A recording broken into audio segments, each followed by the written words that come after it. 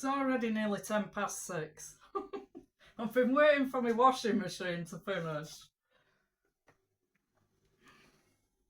I washed my hair a really long time ago and it's still wet because it's so cold here, even though the heating's on. So, anyway, hang on a minute. Just realised I'm listening to some music on my MP3 player and I can't concentrate. I'm going to have to change it.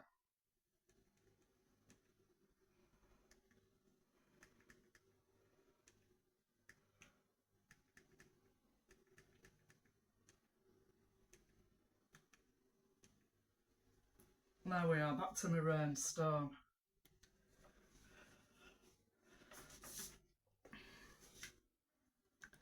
Chapter 13. Other benefits of this night of the senses.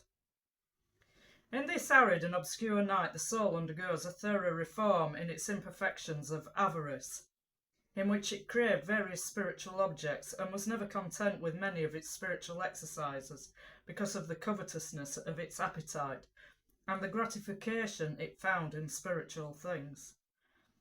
Since it does not obtain the delight it formerly did in its spiritual practices, but rather finds them distasteful and laborious, it uses them so moderately that now perhaps it might fail through defect rather than excess. Nevertheless, God usually imparts to those whom he brings into this night the humility and the readiness, even though they feel displeasure, to do what is commanded of them for his sake alone, and they become detached from many things because of this lack of gratification. 2. It is also evident regarding spiritual lust that through the sensory dryness and distaste experienced in its spiritual exercises, the soul is freed of those impurities we noted. For we said that they ordinarily proceed from the delight of the spirit, redounding in the senses. 3. The imperfections of the fourth vice, spiritual gluttony, from which a person is freed in this dark night, are listed above, although not all of them, since they are innumerable. Thus I will not refer to them here, since I am eager to conclude this dark night, in order to pass on to the important doctrine we have concerning the other night. To understand the countless benefits gained in this night in regard to the vice of spiritual gluttony, let it suffice to say that the soul is liberated from all the imperfections we mentioned, and from many other greater evils and foul abominations not listed, into which many have fallen, as we know from experience, because they did not reform their desire for this spiritual sweetness. God so curbs concupiscence and bridles the appetite through this arid and dark night, that the soul cannot feast on any sensory delight from earthly or heavenly things. And he continues this purgation in such a way that the concupiscence and the appetites are brought into subjection, reformed and mortified. The passions, as a result, lose their strength and become sterile from not receiving any satisfaction, just as the courses of the udder dry up when milk is not drawn through them daily. Once the soul's appetites have withered and it lives in spiritual sobriety, admirable benefits besides those mentioned result. For when the appetites and concupiscences are quenched, the soul dwells in spiritual peace and tranquillity. Where neither the appetites nor concupiscence reign, there is no disturbance, but only God's peace and consolation. 4. A second benefit, following on this one, is that the soul bears a habitual remembrance of God, accompanied by a fear and dread of turning back on the spiritual road. This is a notable benefit, and by no means one of the least, in this dryness and purgation of the appetite, because the soul is purified of the imperfections that of themselves make it dull and dark, and cling to it by means of appetites and affections. 5. Another very great benefit for the soul in this night is that it exercises all the virtues together. In the patience and forbearance practised in these words, let me start back. In the patience and forbearance practised in these voids and aridities, and through perseverance in its spiritual exercises without consolation or satisfaction, the soul practices the love of God, since it is no longer motivated by the attractive and savoury gratification it finds in its work, but only by God. It also practices the virtue of fortitude, because it draws strength from weakness in the difficulties and aversions experienced in its work, and thus becomes strong. Finally, in these aridities the soul practices corporeally and spiritually all the virtues, theological as well as cardinal and moral. 6. David affirms that a person obtains in this night these 4 benefits: the delight of peace, a habitual remembrance of God and solicitude concerning him, cleanness and purity of soul, and the practice of virtue. For David himself had such experience by being in this night. My soul refused consolations. I remembered God and found consolation and exercised myself, and my soul swooned away. And then he adds, I meditated at night in my heart, and I exercised myself, and swept and purified my spirit of all its imperfections. Psalm 77, 2-6. 7. In relation to the imperfections of the other 3 vices, anger, envy, and sloth, the soul is also purged in this dryness of appetite, and it acquires the virtues to which these vices are opposed. Softened and humbled by aridities and hardships, and by other temptations and trials, in which God exercises the soul in the course of this night, individuals become meek toward God and themselves, and also towards their neighbour. As a result, they no longer become impatiently angry with themselves and their faults, or with their neighbours, neither are they displeased or disrespectfully querulous with God for not making them perfect quickly. 8. As for envy, these individuals also become charitable toward others, for that if they do have envy, it will not be vicious as before, when they were distressed that others were preferred to them and more advanced. Now aware of how miserable they are willing to concede this about others. The envy they have, if they do have any, is a holy envy that desires to imitate others, which indicates solid virtue. 9. The sloth and tedium they feel in spiritual things is not vicious as before. Previously, this sloth was the outcome of the spiritual gratification they either enjoyed or tried to obtain when not experienced. Yet this wearisomeness does not flow from any weakness relative to sensory gratification, for in this purgation of the appetite, God takes from the soul all its satisfaction. 10. Besides these benefits, innumerable others flow from this dry contemplation. In the midst of these aridities and straits, God frequently communicates to the soul, when it least expects, spiritual sweetness. I haven't read that right. In the midst of these aridities and straits, God frequently communicates to the soul, when it least expects, spiritual sweetness, a very pure love, and a spiritual knowledge that is sometimes most delicate. Each of these communications is more valuable than all the soul previously thought. Yet in the beginning, one will not think so, because the spiritual inflow is very delicate, and the senses do not perceive it. 11. Finally, insofar as these persons are purged of their sensory affections and appetites, they obtain freedom of spirit, in which they acquire the 12 fruits of the Holy Spirit. They are also wondrously liberated from the hands of their enemies, the devil, the world, and the flesh. For when the sensory delight and gratification regarding things is quenched, neither the devil, nor the world, nor sensuality has arms or power against the spirit. 12. These aridities, then, make people walk with purity in the love of God. No longer are they moved to act by the delight and satisfaction they find in a work, as perhaps they were when they derived this from their deeds, but by the desire of pleasing God. They are neither presumptuous, nor self-satisfied, as was their custom in the time of their prosperity, but fearful and disquieted about themselves, and lacking in any self-satisfaction. This is the holy fear that preserves and gives increase to the virtues. This dryness also quenches the natural concupiscences and vigour, as we also said.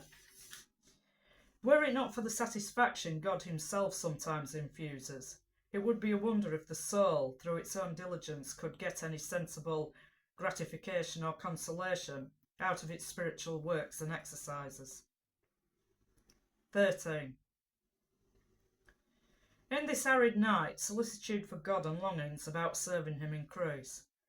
Since the sensory breasts, through which the appetites pursued by these souls were sustained and nurtured, gradually dry up, only the anxiety about serving God remains in dryness and nakedness.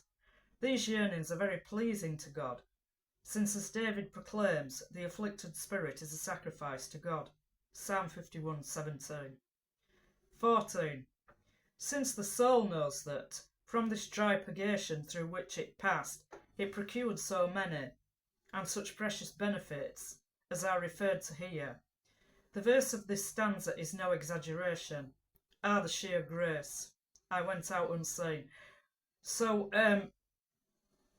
that in Spanish is O dichosa ventura, salí sin ser notada. The first part's not a good translation in my opinion, which I've said before. But since it's mentioned it here as part of the explanation, I'm mentioning it again.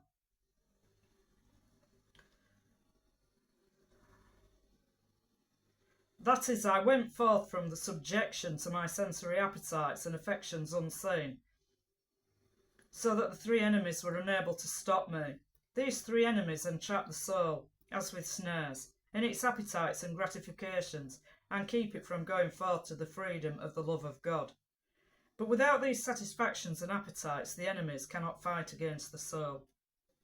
15. Having calmed the four passions, joy, sorrow, hope, and fear, through constant mortification, and lulled to sleep from the natural sensory appetites, and having achieved harmony in the interior senses by discontinuing discursive operations, all of which pertains to the household or dwelling of the lower part of the soul, here referred to as its house, the soul says, my house being now all stilled. Chapter 14. How long have I been talking for? 13 minutes. Oh, well, I'm nearly at the end of this book now, so I'll just... this chapter, rather, sorry. No, I do mean this book, because this is book 1 of The Dark Knight. And then there's book 2 of The Dark Knight. So I did mean book. But so anyway, the next chapter is the last chapter in the book. And since it's already late, I won't read any more today. Chapter 14. An explanation of the last verse of the stanza. 1.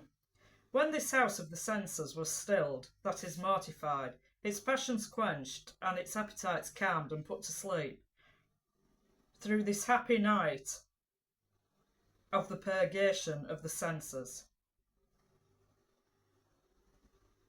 So, the word it uses for happy, I've got it written above the text, you see. Here, look.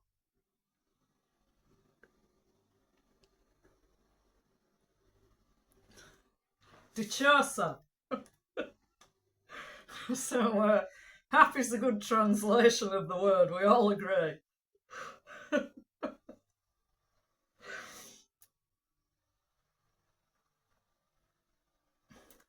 I know I don't know where I read so. When this house of the senses was stilled, that is mortified, its passions quenched, and its appetites calmed and put to sleep through this happy night of the purgation of the senses, the soul went out in order to begin its journey along the road of the spirit, which is that of proficience, and which by another terminology is referred to as the illuminative way, or the way of infused contemplation. On this road, God himself pastures and refreshes the soul without any of its own discursive meditation or active help. Such is the sensory night and purgation of the soul, For those who must afterward enter into the other more oppressive night of the spirit, in order to reach the divine union of love, because not everyone but only a few usually reach this union, this night is ordinarily accompanied by burdensome trials and sensory temptations that last a long time, and with some longer than with others. There's a footnote here that says, the general principles previously explained allow for a wide variety in the ways they are actually realised. Here John mentions 3 kinds of temptations, but there are many others, and the degree of intensity will also differ. An angel of Satan, 2 Corinthians 12:7, which is the spirit of fornication, is given to some to buffet their senses with strong and abominable temptations, and afflict their spirit with foul thoughts and very vivid images, which sometimes is a pain worse than death for them. 2. At other times a blasphemous spirit is added. It commingles intolerable blasphemies with one's thoughts and ideas. Sometimes these blasphemies are so strongly suggested to the imagination that the soul is almost made to pronounce them, which is a grave torment to it. 3. Sometimes another loathsome spirit, which Isaiah calls spiritus vertiginis, whatever. Isaiah 19:14 is sent to these souls, not for their downfall, but to try them.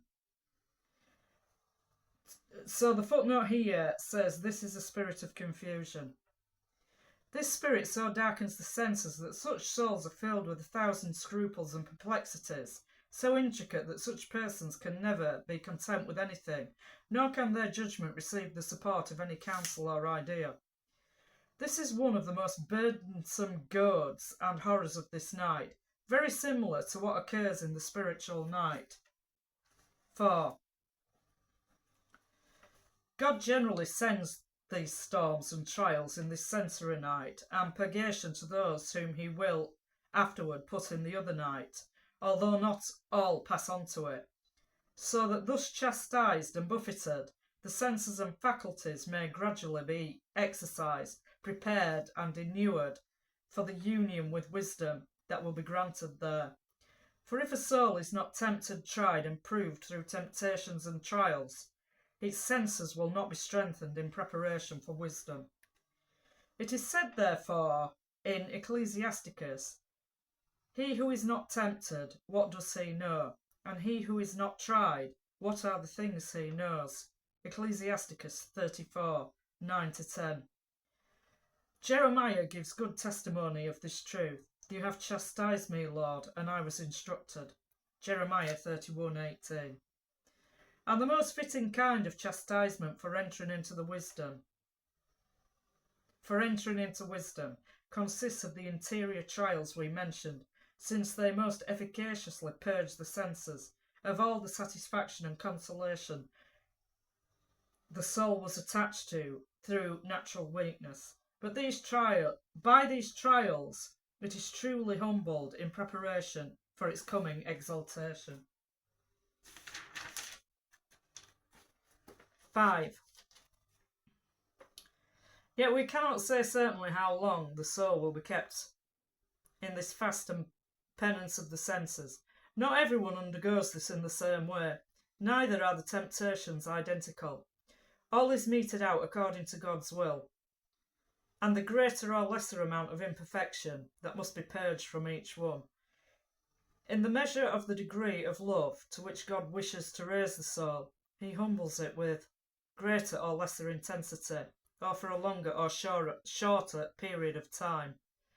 Those who have more considerable capacity and strength for suffering, God purges more intensely and quickly, but those who are very weak he keeps in this night for a long time. Their purgation is less intense and their temptations abated, and he frequently refreshes their senses to keep them from backsliding. They arrive at the purity of perfection late in life, and some of them never reach it entirely, for they are never wholly in the night or wholly out of it. Although they do not advance, God exercises them for short periods on certain days in those temptations and aridities to preserve them in humility and self-knowledge, and at other times and seasons he comes to their aid with consolation, lest through loss of courage they return to their search for worldly consolation. God acts with other weaker souls as though he was showing himself and then hiding. He does this to exercise them in his love, for without these withdrawals they would not learn to reach him. 6. Yet, as is evident through experience, souls who will pass on to so happy and lofty a state as is the union of love must usually remain in these aridities and temptations for a long while, no matter how quickly God leads them. It is time to begin our treatise on the second night. So that's the end of it. That book, book 1. The prelude to the Dark Night of the Spirit.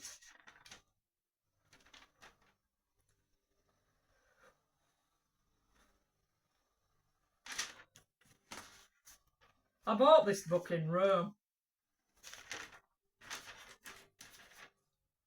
in 1998. I'd read it before. The first time I read it was 1998 though, but I read my friend's copy.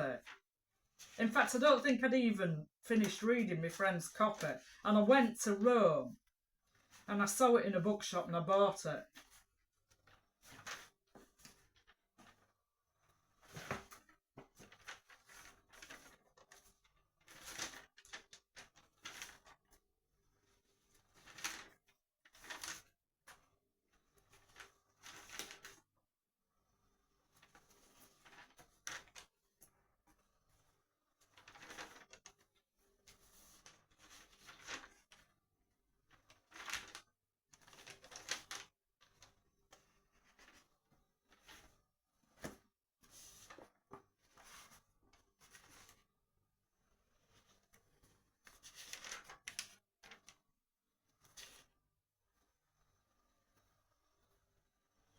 Yeah, so nearly 30 years ago.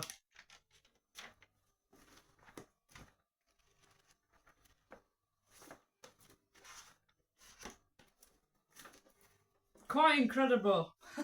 It feels like I only discovered it yesterday, but like I've known it all the time.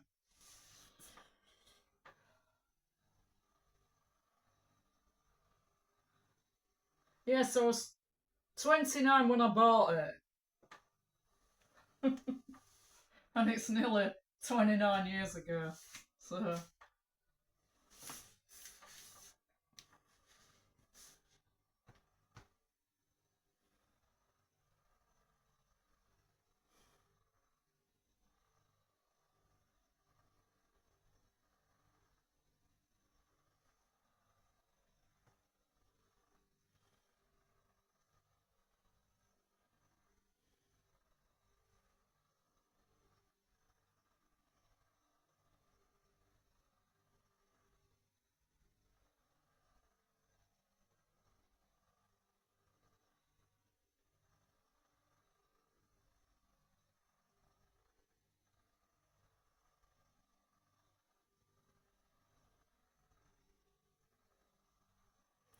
So I had a friend when I was at university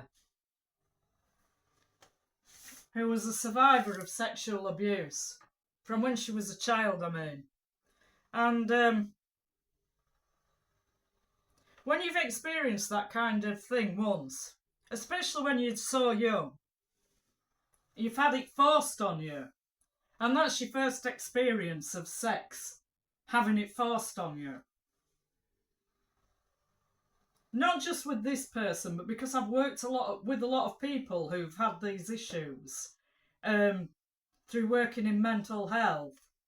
What I've found, particularly with women, is they don't know that they can say no.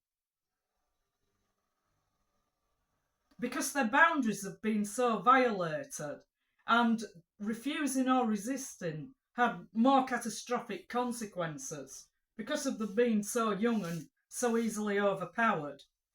And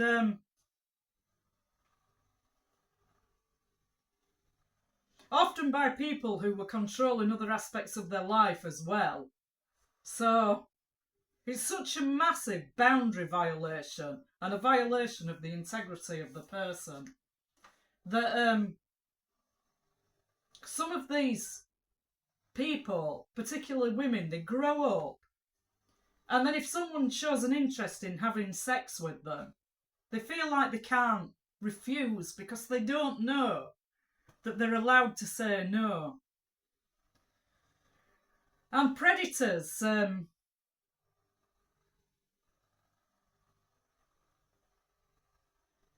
I've heard these women say that predators recognise these vulnerabilities in them and they continue to be targeted into their adult life by predatory men.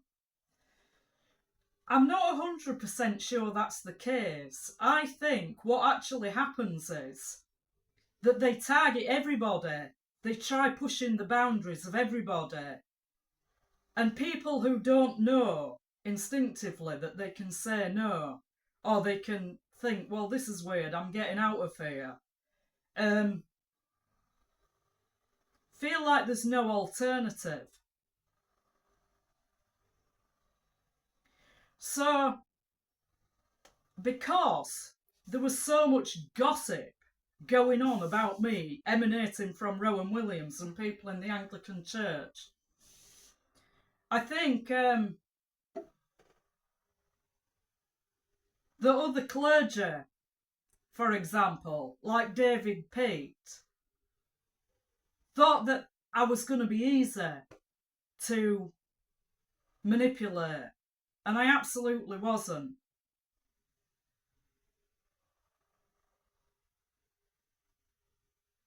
And also, like, because I'd complained about him,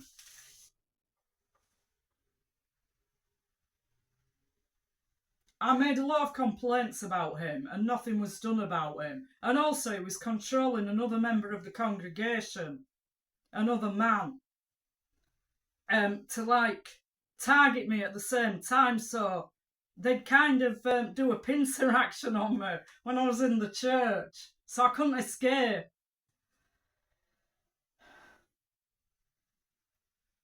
So because I'd complained about both of them, it was like I couldn't ever complain about anybody again. Because then they'd say, oh, it's just her. She's always saying things like this. She makes things up. So I can't complain about things like that because it's just like, oh, it's her who's always making these things up. And yeah, and then after that, in the church then, the vicar sexually assaulted me. So there was David Pete, who was a non-stipendiary curer. There was the vicar. He sexually assaulted me after all of this. And I was just like completely traumatised. Like, I can't ever say anything about this to anybody because they're just going to think I make it up. And so when I come to a place anywhere else with this kind of reputation, like insinuating that I'm some kind of sexual degenerate or I've got issues in this area, and not telling people the whole truth about what's happened and what I'm being subjected to everywhere, it's hard for me to complain about things. Very hard for me to complain about things because it's just like how I feel anyway is, oh, well, it's just her who's always complaining. And then we've got all these people telling us she's a nutter. She's got issues. And all issues in this area where these perverts have been targeting me. When I was an adult, I mean, strangers to me, who they were. So the reason I mentioned my friend, because she was talking about a situation where she'd also been exploited as an adult. And she said the first time he looked at me, I knew he was going to get my clothes off somehow. About this man who targeted her as an adult, who was in a position of power. And I'm just saying that about it because it's not my story. So I don't want to give any details about it, really. So this person was in a position of power, and she said The first time he looked at me, I knew he was going to get my clothes off. And then she started to tell me about the way these predators, and I'd had no experience of this at the time. She started to tell me the way that these predators gradually break down your boundaries. And she said the first thing they do is they start suggesting meetings that are just outside, like office hours. So say that you're at work with somebody who's like this, like your boss or somebody, and you normally have a meeting with your boss at 4 o'clock. And then your boss starts saying, oh, well, I'm really going to be tied up at this time of day. Could we just push back the meeting until like after 5 o'clock, where it's your normal finishing time? Or they'd push it on to 4:30 so that your meeting would be going on after your normal office hours. And this, she said, is the first way that they start to break down the boundaries between the professional and the personal. So I always remembered that. It stuck with me because that's what David Peat tried to do as well.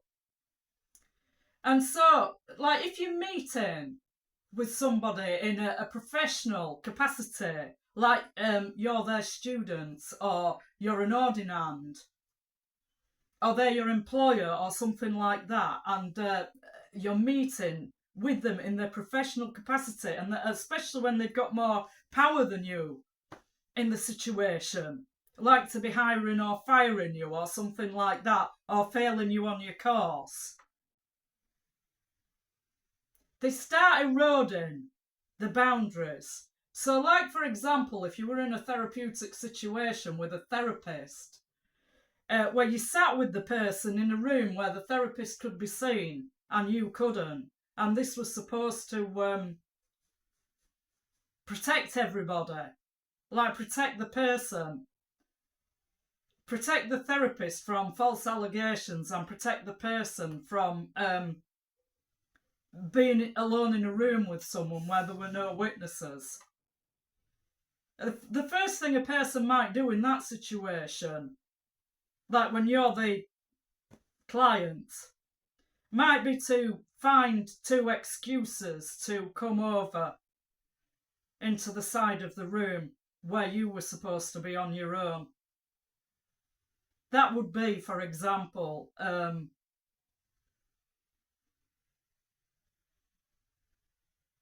the first step someone might take who had ulterior motives to start eroding what should be very clear boundaries.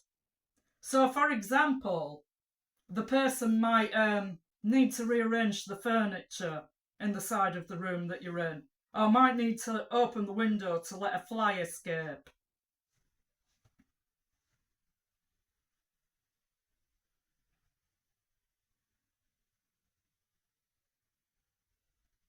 The person might also lean towards you more than was actually necessary, so they weren't quite visible from outside.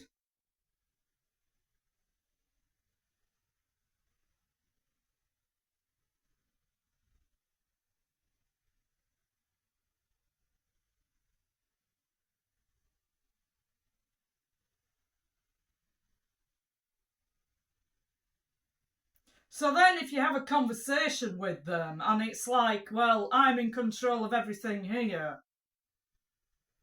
I know you want something and I'm not going to give it to you unless you do exactly what I say. That's not a good situation to be in at all. Also, nobody gets old and suddenly starts behaving like that. Like they'd never done it before.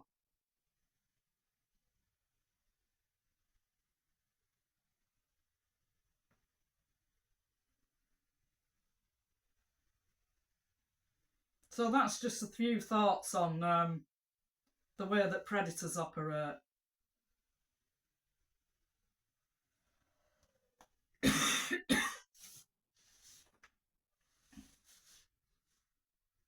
You know, Rowan Williams hired a private detective to investigate me. And they hired private investigators to investigate the boys who were making complaints in the Chichester diocese as well. Be quite interesting to hire a private investigator to find out what they're up to. You know, the people the people who always allegedly have the moral high ground, the people with all the power, I mean, who are pushing boundaries and that kind of thing. Because I'm quite sure that they've got a lot of secrets.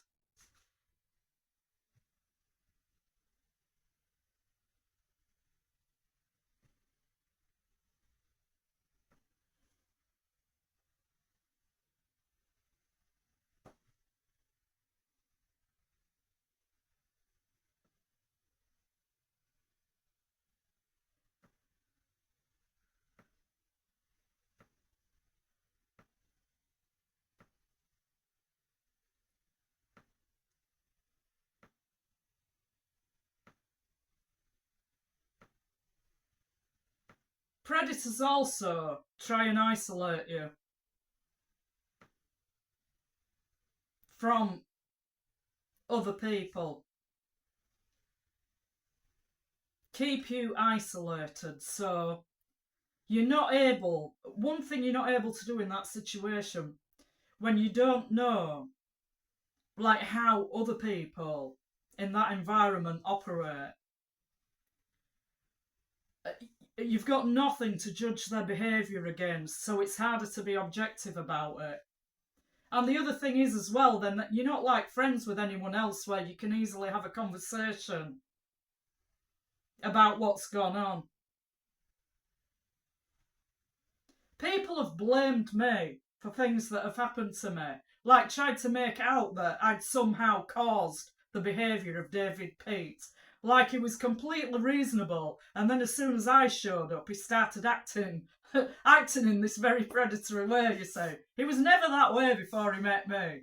This is what some people have, quite frankly, said to me. That's also very isolating. And then the psychopaths in the background have been going around telling everybody that I'm defective. So, like, who can I talk to? When I even complain about something that's quite obviously wrong, like people are harassing me all the time and it's making me want to kill myself, and their response to that is to kidnap me and lock me up in police cells for 14 hours. All of this punishing me for complaining about things and people it's trauma-based mind control. Whenever I complain, you see, I get excluded further. That's a deliberate act of trauma-based mind control to stop me complaining and to make me think that I'm the problem. Also, you find that people who work a lot with younger people, especially when they're older, this kind of person, they get used to being able to lecture people who have less power than them, who are less informed and experienced and less mature in a way than them. And that often causes them to seriously underestimate older adults, to not know how to get on with older adults. And people who are very immature often gravitate towards working with younger people because they like the kind of admiration that they get from them, especially if there's a certain kind of mystique about them, like they're chosen by God or something like that. But they're just younger people who don't see so much of them find their silly, immature behaviour amusing. But it's quite wearing on older adults, especially if they're dealing with it all of the time. Also, when you're the centre of attention, and you really like being the centre of attention, and you've got an occupation where you like giving talks or something like that, and it makes you the centre of attention, That's very gratifying, but then when you have to go and do some job where you're not the centre of attention,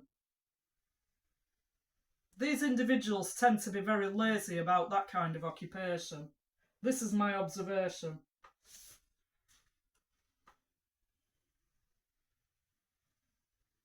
There was something else I was going to say, but I forgot what it was now. I'll just pause a minute, and my video's already 40 minutes long.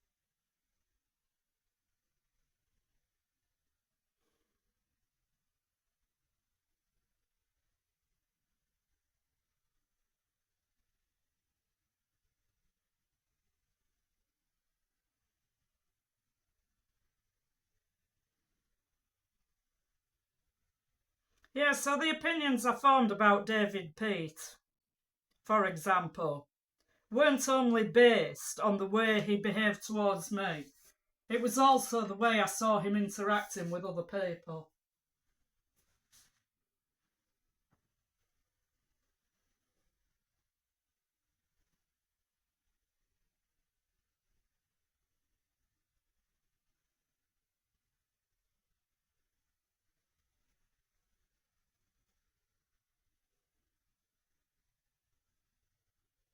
Well, apart from me, nobody's supervised 24 hours a day, every day.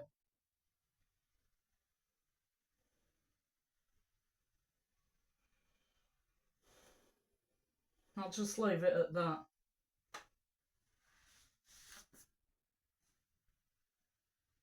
Our Father, who art in heaven, hallowed be thy name. Thy kingdom come, thy will be done, on earth as it is in heaven. Give us this day our daily bread, and forgive us our trespasses, as we forgive those who trespass against us. And lead us not into temptation, but deliver us from evil.